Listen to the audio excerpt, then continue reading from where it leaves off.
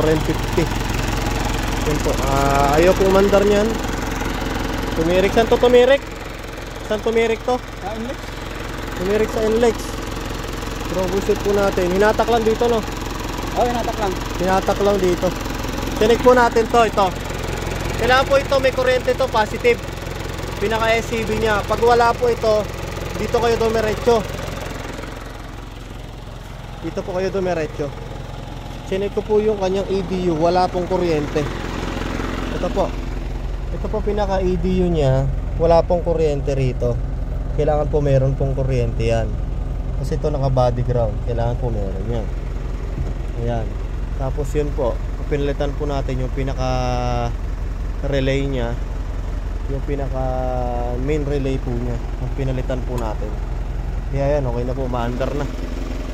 Kaya po mandar niyan mga bossing. Yan. 450.